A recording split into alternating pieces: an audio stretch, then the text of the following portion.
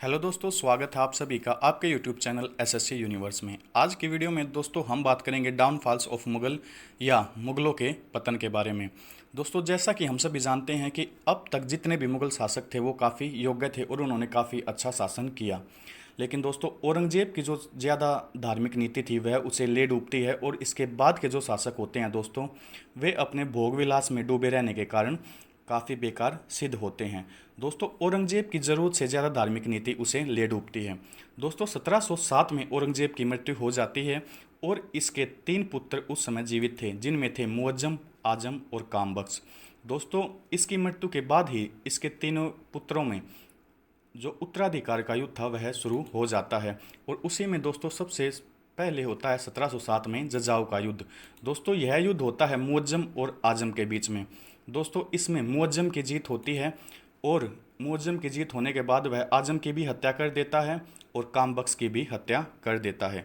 दोस्तों, अगर आपसे पूछा जाए कि भारतीय इतिहास में मुगलकालीन समय में बूढ़ा बादशाह या शाह ए बेखबर किसे कहा जाता है, तो दोस्तों वह कहा जाता है किसको दोस्तों? मुअज्जम को। यह दोस्तों इसलिए कहा जाता है क्योंकि औरंगजेब की मृत्यु के समय यह स्वयं 65 वर्ष का हो चुका था और इसे खुद याद नहीं रहता था कि राज्य में चल क्या रहा है।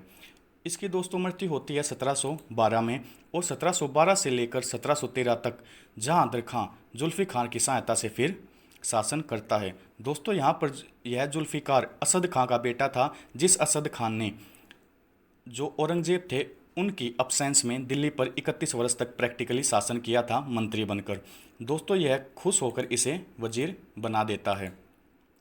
इसी के साथ दोस्तों यहाँ पर इनको यह मालूम था कि अब इनका पतन होने जा रहा है, इसलिए यह अपने दुश्मनों से मेल मिलाप की नीति कायम करते हैं। इसमें दोस्तों सबसे पहले ये आमेर के शासक जय सिंह को सवाई और मिर्जा की उपाधि देते हैं और इसी के साथ साथ दोस्तों मेवाड़ के शासक जो उस समय अजीत सिंह थे उनको ये महाराजा का टाइटल देते हैं।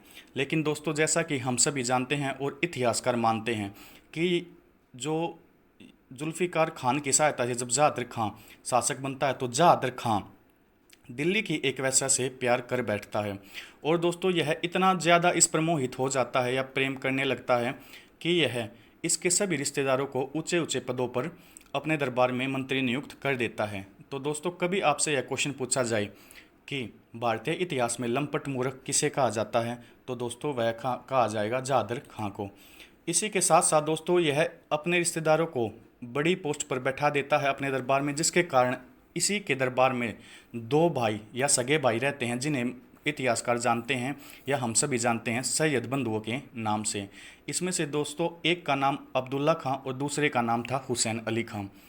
दोस्तों, इस इन्हीं सैयद बंधुओं के द्वारा इसकी हत्या कर दी जाती है।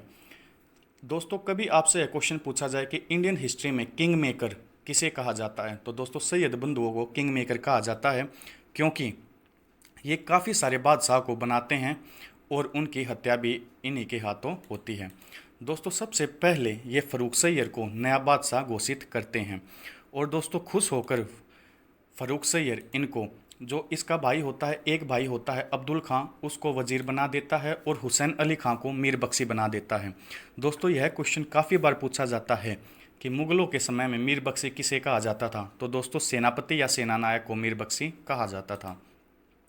दोस्तों, यह काफ़ी डरपोक था और डरपोक होने के कारण इसे घृणितकार कहा जाता है। तो कभी आपसे क्वेश्चन पूछा जाए कि घृणितकार किस बादशाह को कहा जाता है, तो दोस्तों वह होगा फ़रूख सैयर। दोस्तों, इसे घृणितकार होने के कारण या जब इसकी कायरता का इसके सूबों को पता लगता है तो 2 सूबे दोस्तों अपने आप को स्वतंत्र घोषित कर लेते हैं या जो सूबेदार होते हैं वे अपने सूबों को स्वतंत्र घोषित कर लेते हैं और इसके अंडर में काम नहीं करते।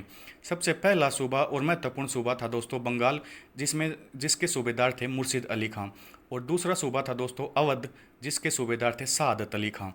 तो दोस्तों, कभी आपसे क्वेश्चन पूछा जाए कि सबसे पहले बंगाल स्वतंत्र होने पर इसका सूबेदार जो स्वतंत्र था वह कौन था दोस्तों, तो वो होगा मुर्शिद अली खां, और अवध के बारे में यह क्वेश्चन पूछा जाए तो दोस्तों होगा सादत अली खां। इसी के साथ दोस्तों यह माना जाता है और इतिहासकार कहते हैं कि एक बार इसके पाँव में फोड़ा हो गया था जो ठीक नहीं हो पाया और इसकी हालत बदतर होती जा रही थी।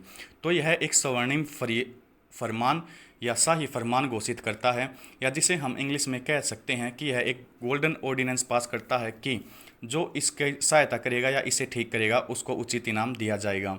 लेकिन दोस्तों इसका पैर ठीक नहीं हो पाता, और ठीक न होने के कारण दोस्तों उसी समय पर एक अंग्रेज आए थे जिनका नाम था सर हैमिल्टन, या जिन्हें हम सिर्फ हैमिल्टन के नाम से भी जानते हैं।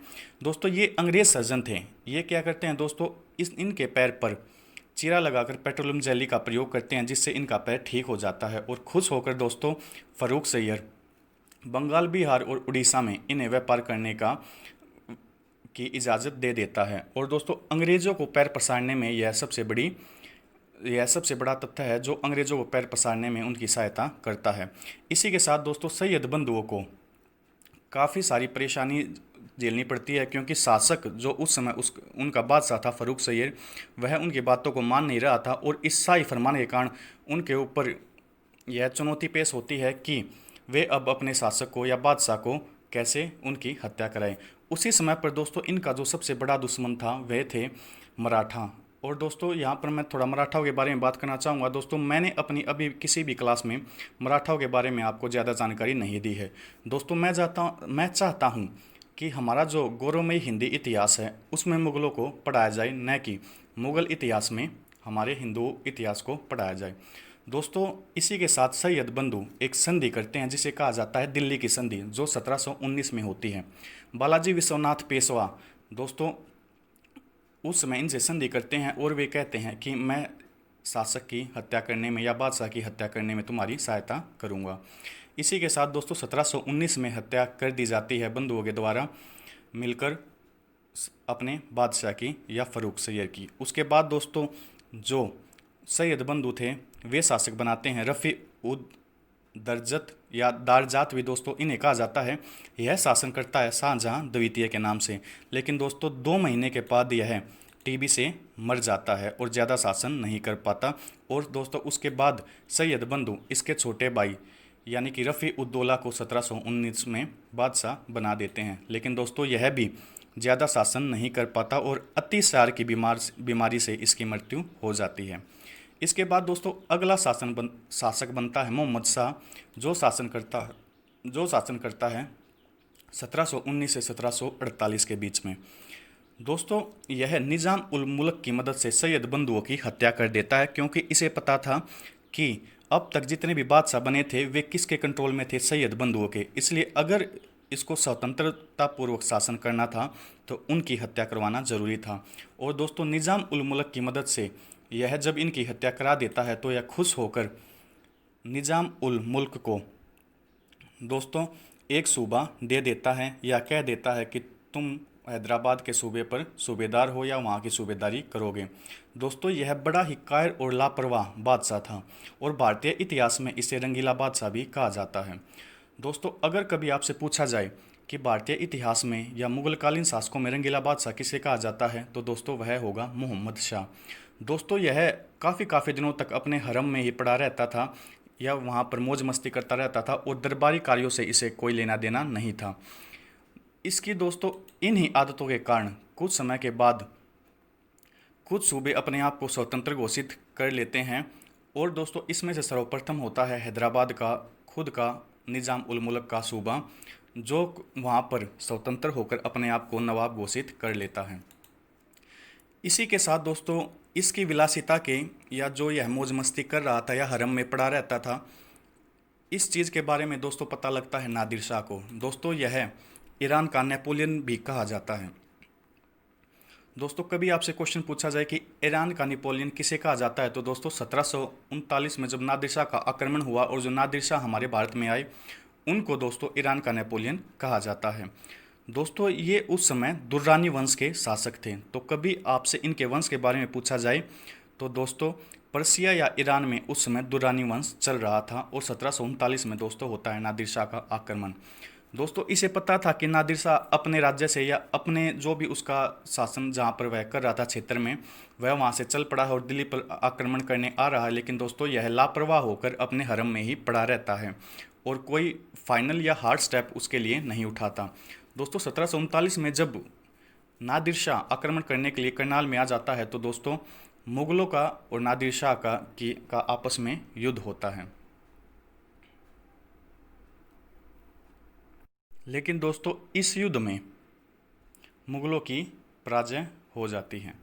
मुगलों की पराजय होने के कारण दोस्तों अब नादिर शाह दिल्ली की तरफ बढ़ते ही हैं या अपना मन बनाते हैं कि तभी वहाँ पर मोहम्मद शाह उनको उस समय तकरीबन 5 लाख रुपए नजराने के रूप में भेज देते हैं, या उनको खुश करने के लिए तकरीबन एक भारतीय इतिहासकार मानते हैं कि 5 लाख रुपए भेज देते हैं।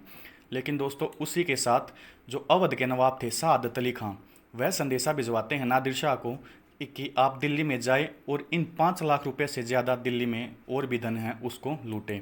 इसी के साथ साथ दोस्तों भारतीय इतिहासकार मानते हैं कि नादिर शाह दिल्ली में आता है और तकरीबन 50 दिन तक लूटपाट करता है, और जाते समय दोस्तों उसे नज़र आता है मयूर सिंहासन जिसमें जड़ा होता है दोस्तों कोहिनूर का हीरा, और इसको लूटकर वह अपने साथ लेकर चला जाता है। आज की वीडियो में दोस्तों इतना ही। अगर आपको हमारी वीडियो अच्छी लगे तो प्लीज़ इसे लाइक कीजिए।